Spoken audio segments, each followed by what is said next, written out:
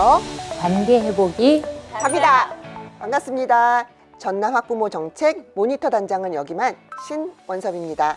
함께 이야기를 나눌 김경신 장학사님 셀프 소개 들어가시죠.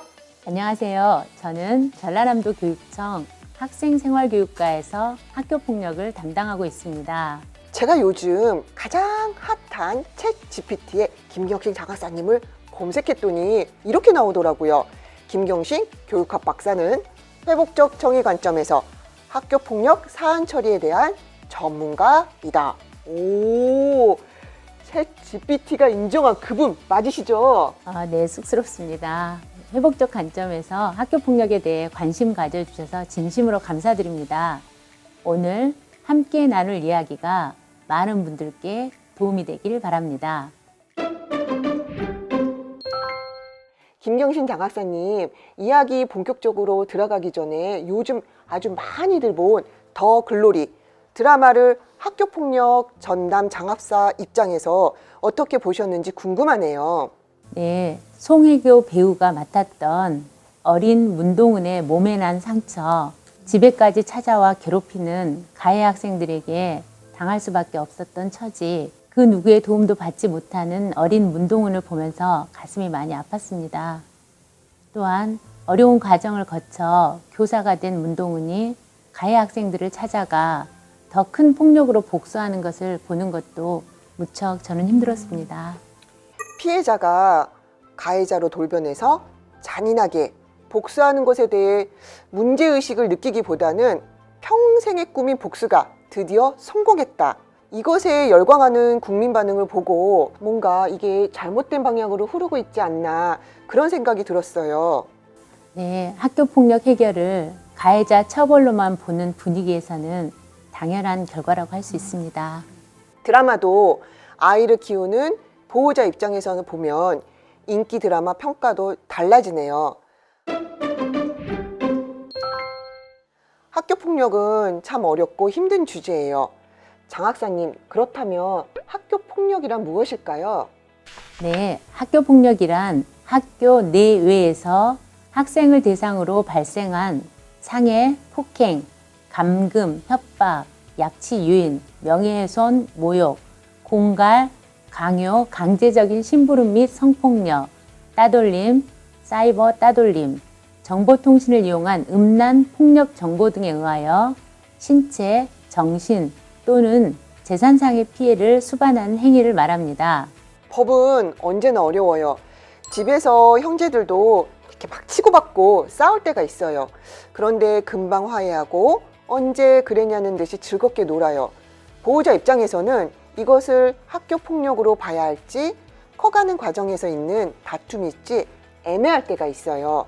학교 폭력으로 신고해야 하는 경우는 언제일까요? 참 좋은 질문을 주셨어요. 학생들은 가정에서 그렇듯이 학교에서도 친구들과 갈등하면서 화해하면서 성장해 나갑니다. 이럴 때 갈등과 폭력을 구별하는 기준이 있습니다. 폭력이란 힘의 불균형입니다. 예를 들면 여러 학생이 특정 학생을 괴롭히거나 상대 학생이 힘이 센 경우, 학급 또는 학교 내 사회적 영향력이 있는 경우들입니다. 즉, 피해 학생이 힘이 약해서 상대방에게 대항할 수 없는 경우로 지속적이고 고의적으로 피해를 당하는 경우 학교폭력으로 보시면 됩니다. 그러나 단순한 갈등인지 폭력인지 판단이 어렵고 피해 학생이 피해를 호소하는 경우 학교폭력으로 접수하시면 학교에 있는 학교폭력 전담기구에서 사실 확인을 하게 됩니다. 학교 폭력 전담 기구라는 그 단어가 어렵기도 하고 보호자 입장에서는 솔직히 불편해요. 최근 몇 년 사이에 학교폭력 전담기구라는 명칭보다는 회복적 정의 실천가들 사이에서 교육공동체 회복위원회라고 명칭을 바꾸자는 주장들이 꾸준히 제기되고 있습니다.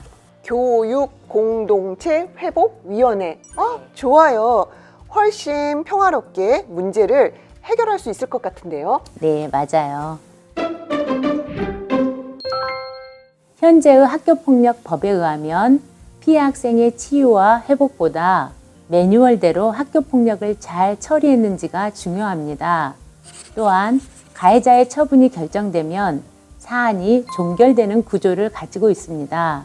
과연 그렇게 해서 학교 폭력이 해결될 수 있을까요? 네, 지금과 같은 처벌 중심의 대응 체계에서는 어렵습니다. 학교 폭력을 엄벌주의 입장에서 다루다 보면 학교는 법으로 다투게 되겠죠. 학교에서 중요한 것은 피해자의 회복, 가해자의 진심 어린 사과와 책임, 교육 공동체 회복입니다. 관계 회복이 되어야 진정으로 학교 폭력이 해결되었다고 볼 수 있습니다. 장 학사님, 오늘 회복이라는 단어를 자주 말하시는데요. 네, 현장에서 다양한 학교 폭력 사안을 접하면서 학생들이 학교 폭력 이전의 일상으로 돌아가는 것, 관련 학생들이 속한 학급이나 학년이 평화로워지는 것, 더 나아가 학교 구성원 모두가 관계 회복을 위해 힘을 모아야 한다는 것을 알게 되었습니다. 학교 폭력을 접수하면 학교 폭력 전담 기구에서 심의를 하는데 그 과정에서 학부모들이 자기 자녀가 마치 범죄자 취급을 받는 것 같아서 속이 상했다는 말을 많이 들었습니다.